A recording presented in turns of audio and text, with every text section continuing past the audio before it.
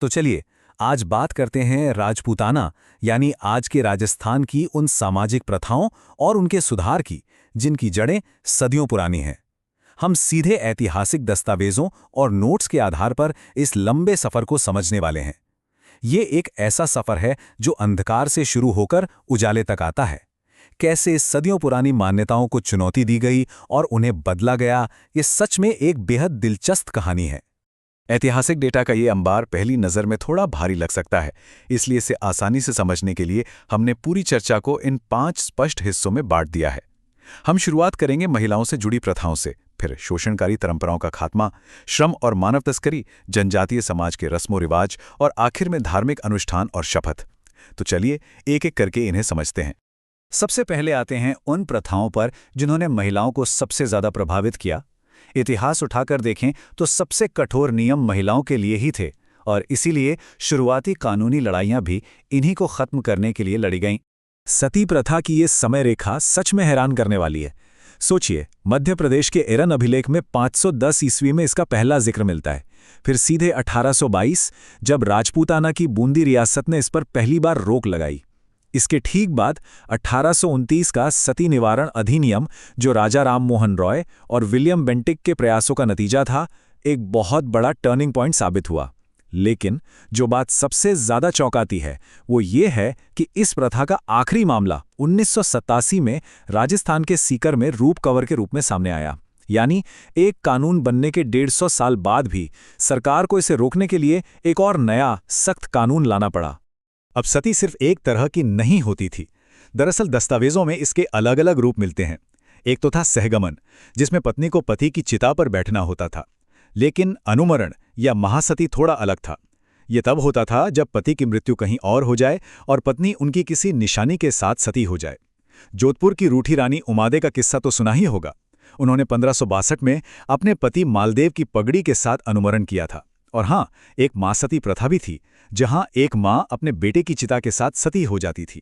सती प्रथा के अलावा भी राजपूताना की रियासतों ने कई अन्य कुप्रथाओं के खिलाफ बीड़ा उठाया, जैसे कन्यावध, जिसे सबसे पहले 1833 में कोटा में रोका गया।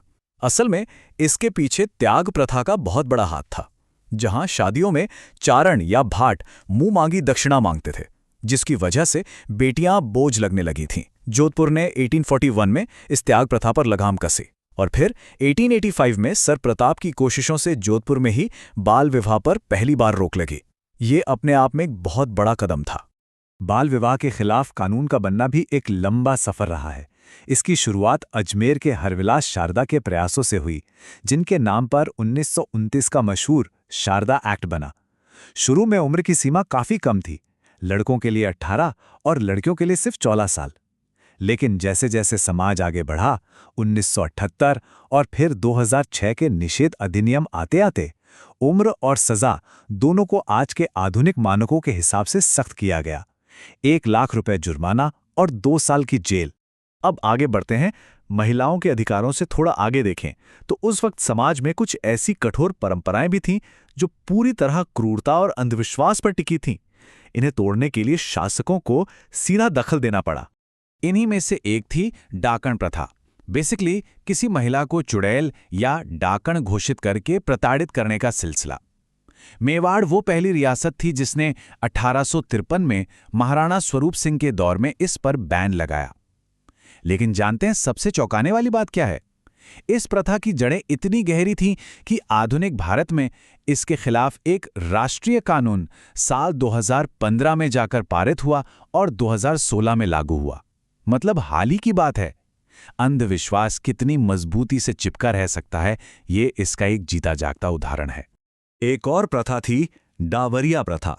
प्राचीन काल में होता यह था कि राजपूत राजा और जागीरदार अपनी बेटी की शादी में दहेज के साथ कुछ और कुंवारी कन्याएं भी भेजते थे, जिन्हें डावरिया कहा जाता था। और इसी से जुड़ी एक और चीज थी चौगान। ये एक टैक्स था जो महिलाओं की खरीद फरोख्त पर वसूला जाता था। इंसानों को वस्तु समझने का ये एकदम खुला उदाहरण था। खैर, कोटा रियासत ने सबसे पहले 1831 में इस पर रोक लगाई। अब बात करते हैं श्रम और मानव तस्करी की।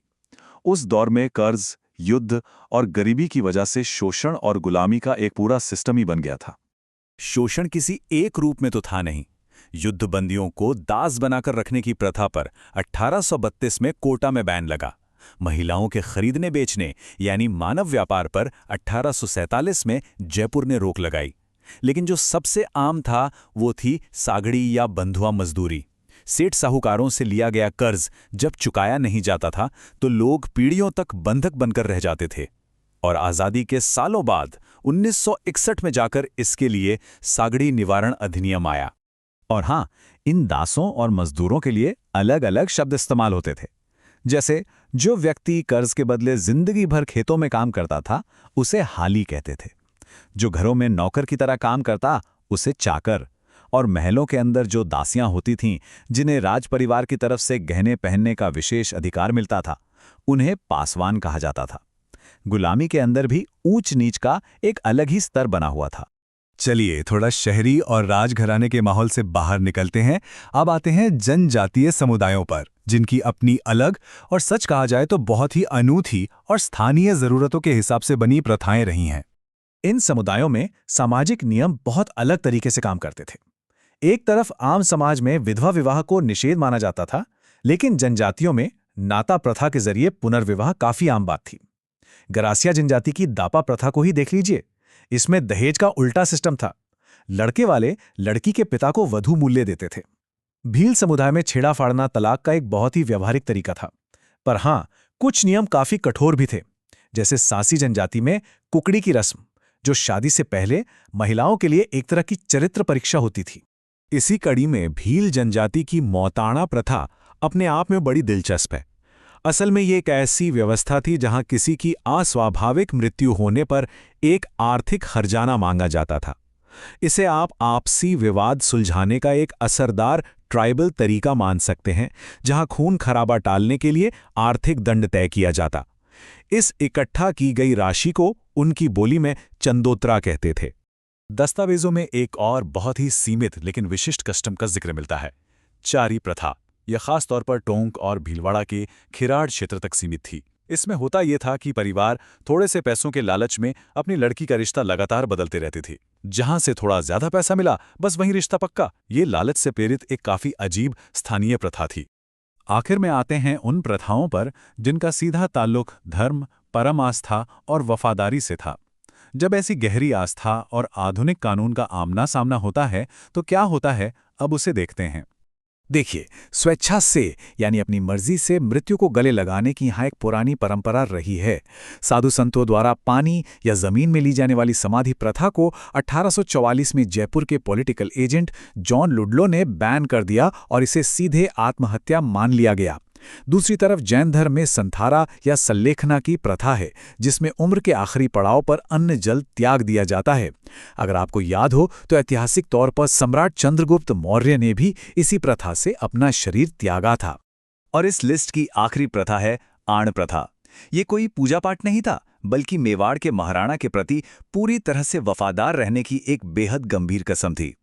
पर इसमें चौंकाने वाली बात इसका टाइमलाइन है। सोचो, भारत कब आजाद हुआ और इस प्रथा पर बैन कब लगा? 1963 में। जी हां, ये साफ साफ दिखाता है कि राजशाही का प्रभाव कानूनी रोक से पूरी तरह खत्म होने में कितना लंबा वक्त लगा। तो 510 ईस्वी के एरन अभिलेख से लेकर 2016 के डाकण विरोधी राष्ट्रीय कानून तक ये सदियों लंबा सफर आखिर हमें सिखाता क्या है? ये केवल तारीखें नहीं है, ये समाज की सोच बदलने और उसके समझदार होने की पूरी कहानी है। सामाजिक सुधार कोई ऐसी चीज नहीं जो एक दिन में हो जाए। ये एक निरंतर चलने वाली प्रक्रिया है। और सोचिए, जो चीजें आज हमें सामान्य लगती हैं, हो सकता है आने वाली पीढ़ियों को वो हैरान कर दें। खैर, इस विश्लेषण में हमारे साथ जुड़े रहने के लिए शुक्रिया। इतिहास की ऐसी ही और परत दर परत जानकारियों के लिए जुड़े रहिए